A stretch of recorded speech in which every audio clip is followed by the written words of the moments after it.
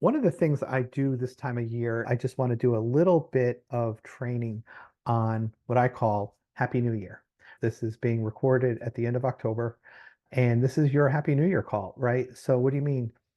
What I'm saying to you as recruiters is any new job order, any new interviews you arrange going forward are most likely cash in your bank in January.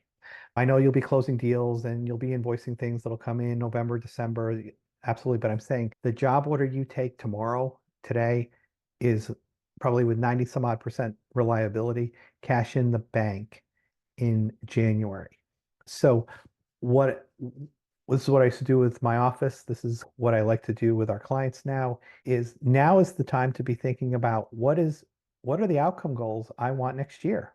What are the goals and objectives I have as for my recruiting firm, for myself as an individual, billing goals if you're a recruiter, and really getting crystal clear on what that looks like for you, exactly, specifically, and precisely. What do you want your billings to be as an office or as an individual? And if you had those billings, net of any business expenses, what do you do with the money exactly, specifically, and precisely? Meaning, a lot of times when I coached recruiters, I'd hire people and maybe they never made more than 50 or $60,000 in their lives. And one of the reasons they wanted to become a recruiter was the opportunity to make six figures. And I know those numbers have adjusted inflationary over the last few years, but that just to put it in context. So if someone's going to make $40,000 more than they ever made in their lifetime, and let's say they're going to keep 30 of that after taxes, maybe 20 if you're in California. Sorry for the joke, but they're going to keep 30 of that net of taxes. What are the drivers behind where will that income go? And if whether you're an owner or a recruiter, if you want growth, what will that growth allow for you that you don't have now in your business and in your life, right?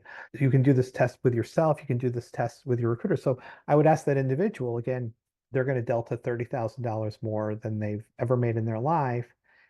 Where does every dollar of that go, right? Where does every dollar of that go? And it didn't have to be new houses, new cars, exotic vacations. What it did need to do was go someplace. I want to put money away for my kid's school. I want to pay off credit card debt. I want to, over the next 2 or 3 years, accumulate $50,000 for a new home as a deposit, etc. And the reason this is important is I found that in the absence of doing this, once people hit their comfort levels and they faced resistance to go to another level, it was very hard for them to make a breakthrough.